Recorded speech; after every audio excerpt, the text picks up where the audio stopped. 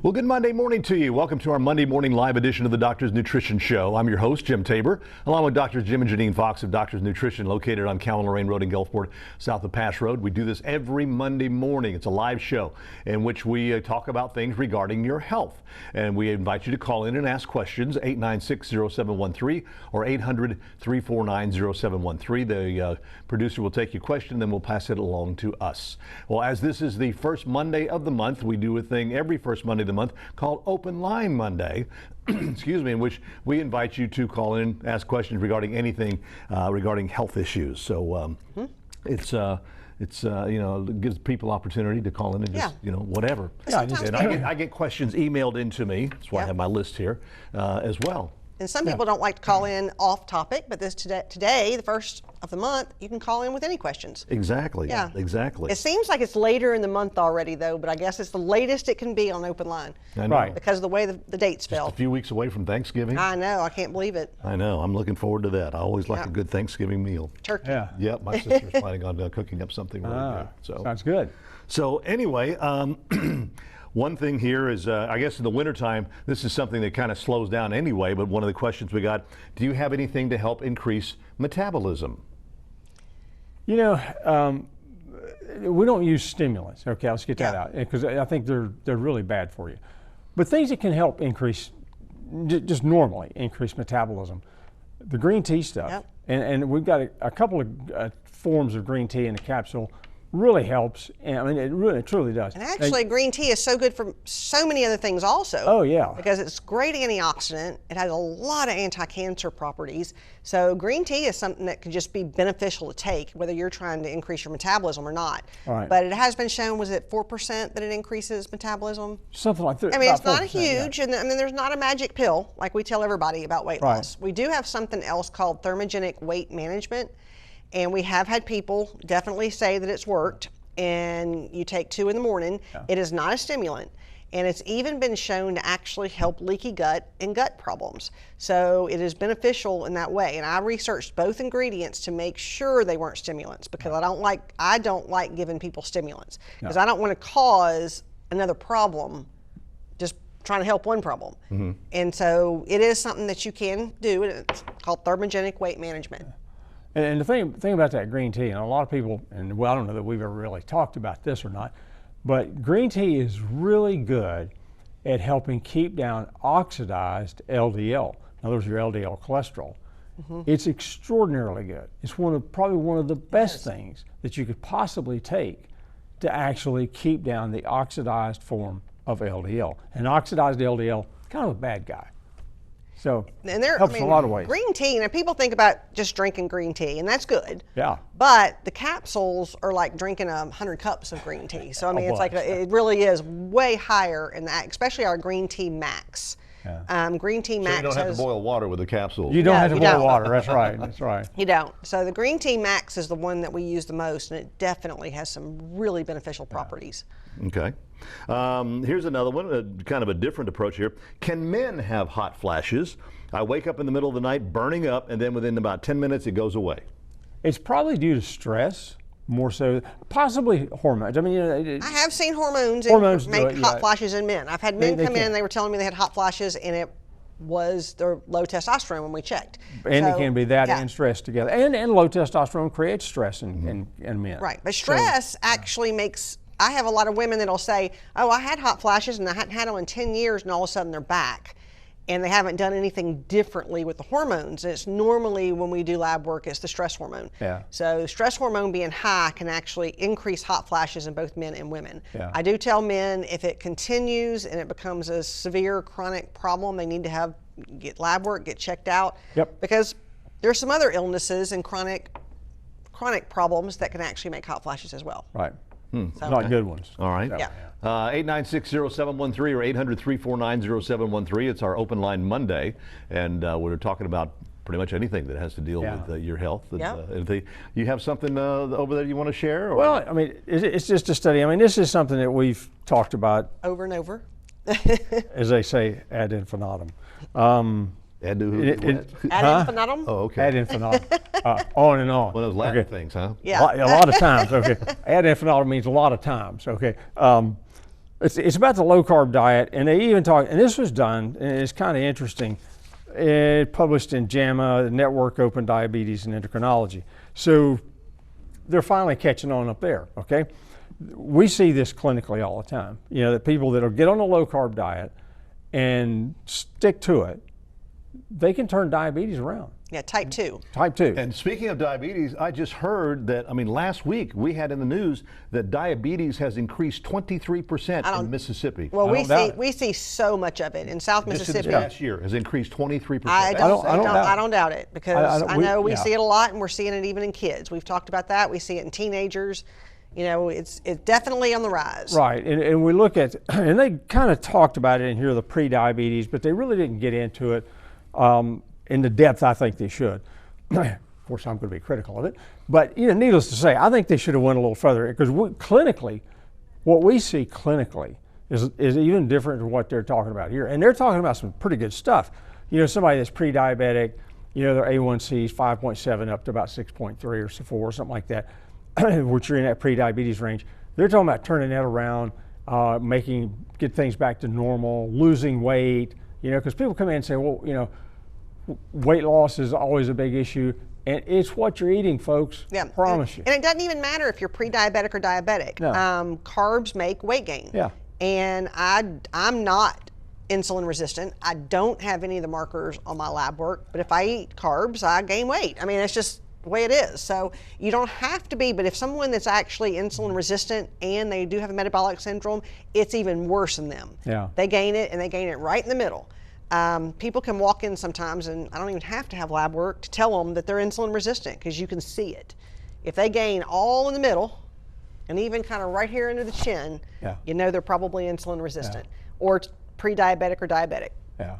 They're headed that way. Yep. And in this study, now, they kind of got things a little bit wrong on I'm going to be critical. They got things a little bit wrong on a couple of things. One of which they said, well, fruits and vegetables.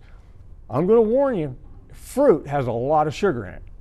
Okay? Just warning people. Well, what right people front. think of as fruit. Yeah, sweet fruits. Sweet fruit. Yeah. Apples. Just any fruit. sweet fruit. If it tastes sweet, it's going to have more sugar. Avocados are fruit, but they're not sweet, and they don't increase blood sugar. Cucumbers. Cucumbers are fruit, and those are all good. So yes, fruits and vegetables are good, but you want to stay away from anything that tastes sweet. Right. Is probably because it has sugar in it. Yeah. And the riper the fruit is, like if you get a banana that's really ripe, it's going to have more sugar than a green banana. Mm-hmm. So that all makes a difference. Okay. All right, 896-0713, 800-349-0713. Our phone lines are open to you. It's Open Line Monday. We're going to take a break. We'll be back with more of the Doctor's Nutrition Show. And good morning again from our live show, the Doctor's Nutrition Show. Our 896-0713, 800-349-0713. Our phone lines are open to you. Coming up on 10 minutes after 9 o'clock. And Phil wrote, well, let's see here. We have a couple others. My blood pressure fluctuates more than Space Mountain on a summer afternoon in Disney World. I take 7 different types of pills to contain this wild beast, but nothing seems to work. I was wondering if you had any natural remedies to this ongoing problem. Wow, you got something going on, but we're not sure what it is. You need to find, here's the thing. High blood pressure is a symptom. So, okay, we got to find out why. Why do you have this problem, this beast, as you call it? You got to find out why. Yeah, because you got to dig deep to find it. Yeah, you definitely want to do one of our expanded cardiac panels. What I would recommend doing, because it checks a lot of different things, and there are reasons. Actually, stress hormone going up and down actually makes blood pressure go up and down. Vitamin D deficiency can make a blood pressure problem. Thyroid issues can make a blood pressure problem.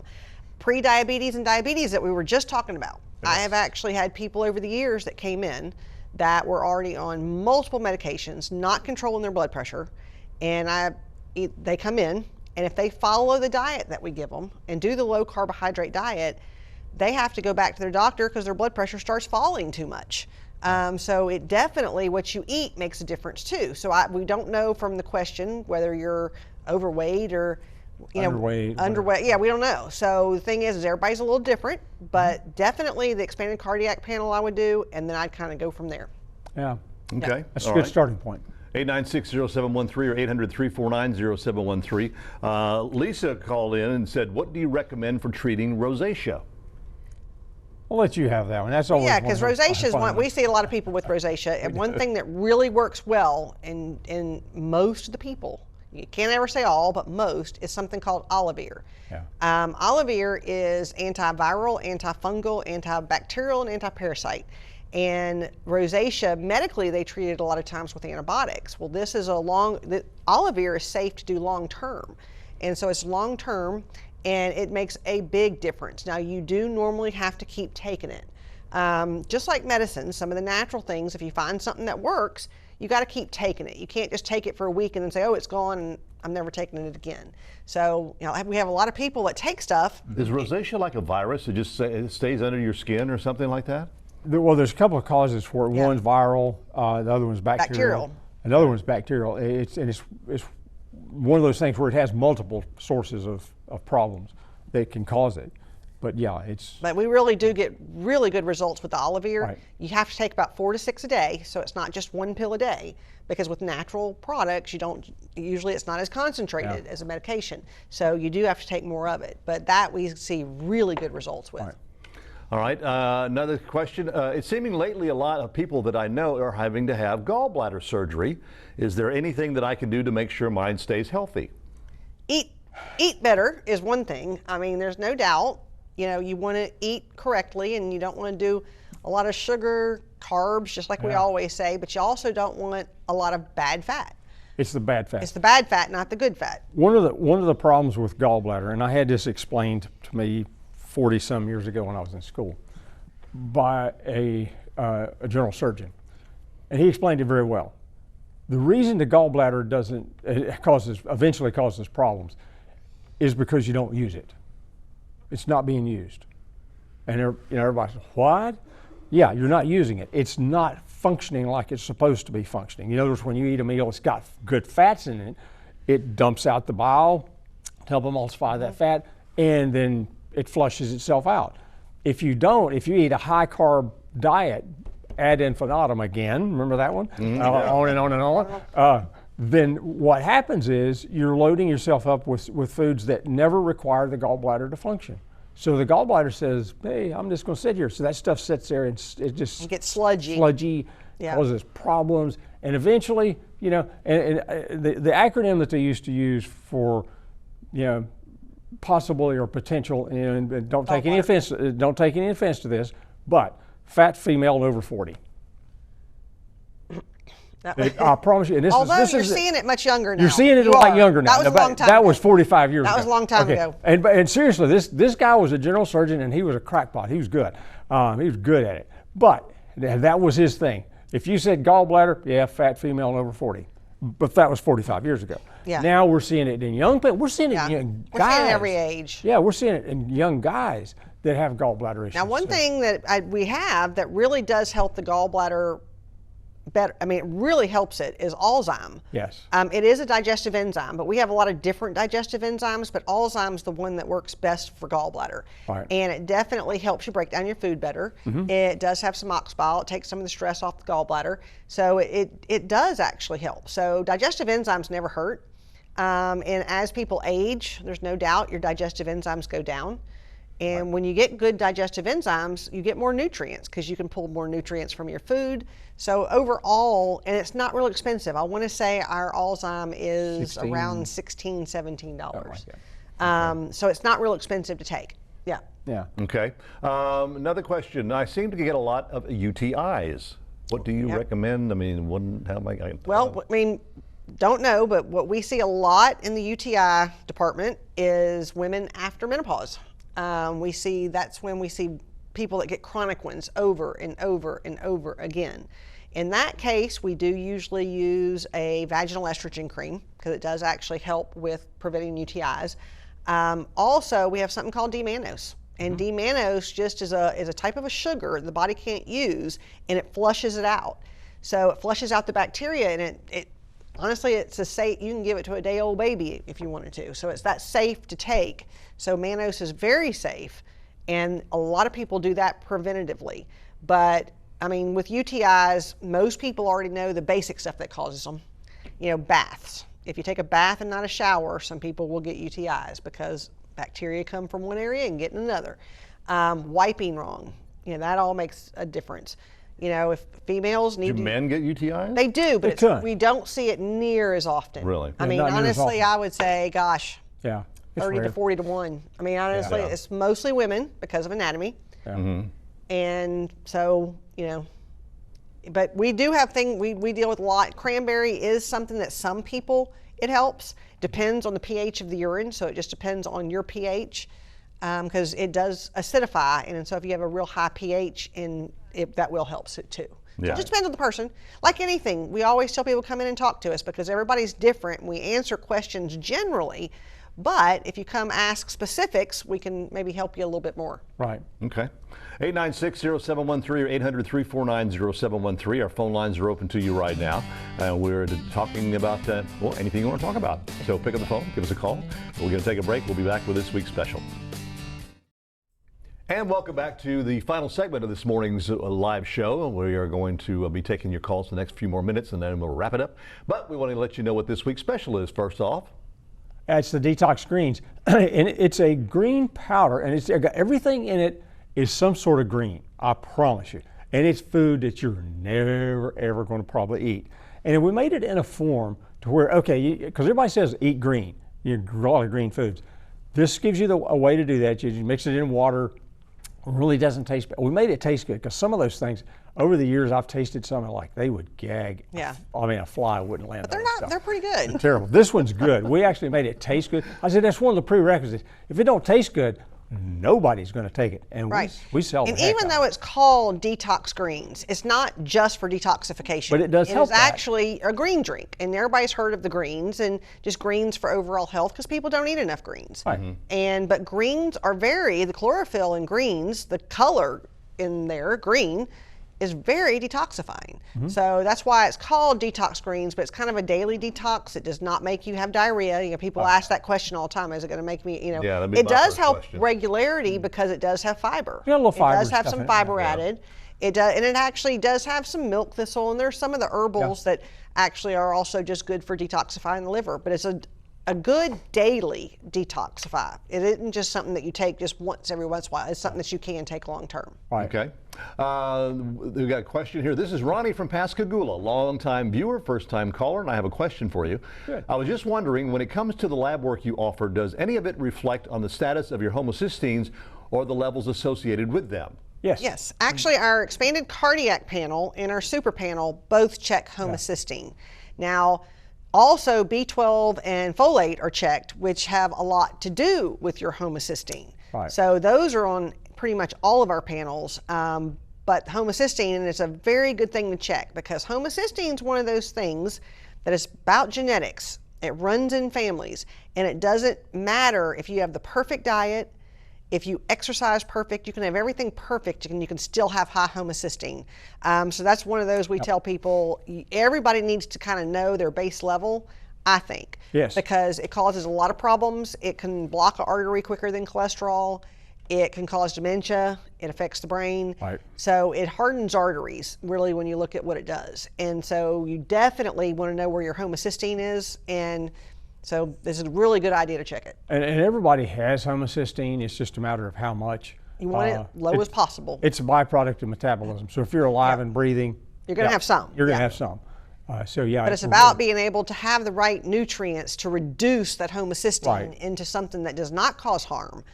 And so that's what you kind of look for. Right. All right, 922. What causes polyps in the nose, or as I like to call it, my smelling cylinder? Could it be caused by rosacea? I don't know about I don't know rosacea about the causing rosacea polyps. thing. I've not seen that. but- Never seen that link. But I mean, polyps could be, they're usually caused from some sort of viral or maybe even a fungal Or problem. allergies. I mean, you see a lot of people with allergies have polyps. I mean, I Right. definitely wouldn't say we're the specialist on polyps. No, no, I no. wouldn't. But I do know that people that I see with a lot of allergies do have some nasal polyps as Right. well. Yeah. Just chronic inflammation, basically. Yeah. Yeah, probably need to go see a good ENT for that. Exactly. Yeah, exactly. An ENT is one of the ones that can look up there and kind of see what you got. Yeah. You got to have those certain scopes that they can actually stick up Yeah. there and see them. All right. Another question that was called in. I've recently been having panic attacks when I'm in a surrounding with a lot of people. Can you recommend anything? What was it you said earlier? Stay away from people. Stay away from people. Okay, that's a good one. Yeah, just stay away from people.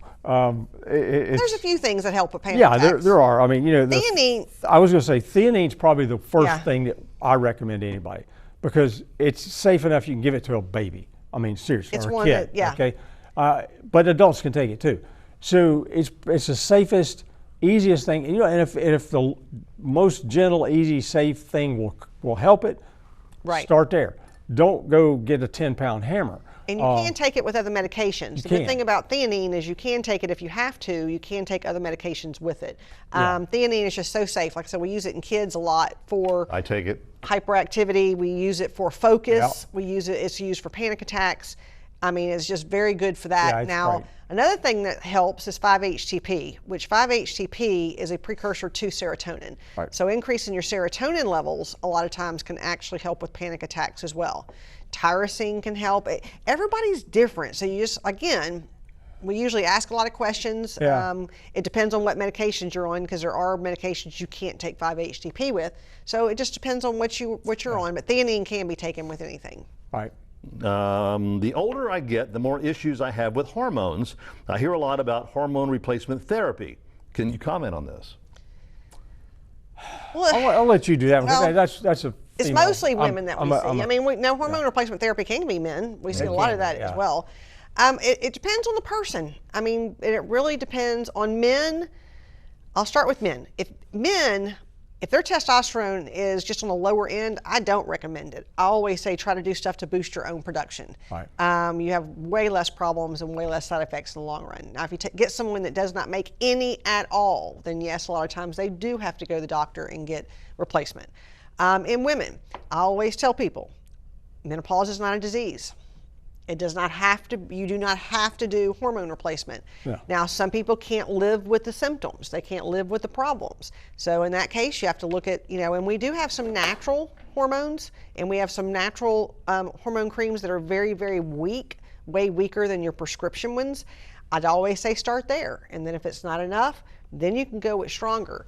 But we do see, menopause isn't a disease though. No, it's just a natural part It of is. aging for the female. It really is.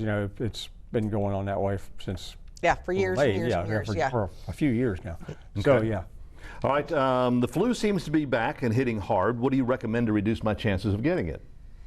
Well, the keeping that immune system healthy. Okay, one, we always talk about vitamin D, and people kind of overlook vitamin D, and especially this time of year because if we've been out in the sun and we're kind of coming into the fall and we're not going to get as much sunshine, so that D is going to go low. So even if it was good out in the summer, it's going to go down. And vitamin C. Vitamin C, zinc, D. Zinc. Just keep your immune system healthy. Arabinogalactin. I mean, there's a lot of things you can do. Yeah. All right, real quick, we got less than a minute. Are there benefits to a turmeric supplement? Oh, yeah. Oh, definitely. There is Great so much research on anti-inflammatory. turmeric. Curcumins, by the way, is the active ingredient in turmeric, Yeah. and there is so much research on curcumin. Yeah, and so it is a very good supplement. And every once in a while, you find somebody that their stomach don't handle it, but most people handle it pretty well. Yeah. I don't He's handle, one that I can't, don't handle but it yeah. very well at all. Okay, we got about 30 seconds left. So what are we talking about next week? We're going to talk about nattokinase, and it's a supplement that everybody kind of needs to know about, and most people don't. So And if I think you'll be really excited about we're going to talk what about it can a do. lot of research can that's do. come out on it. Yeah. All right. Well, thank you again for joining us for this morning's show. If you have any questions, you can always go to doctorsnutrition.com or to their Facebook page. We'll see you again next Monday morning here on WLOX CBS for the Doctor's Nutrition Show. For more information on highlighting your business and services on Healthy Living South Mississippi, contact Jim Tabor at 896-1313.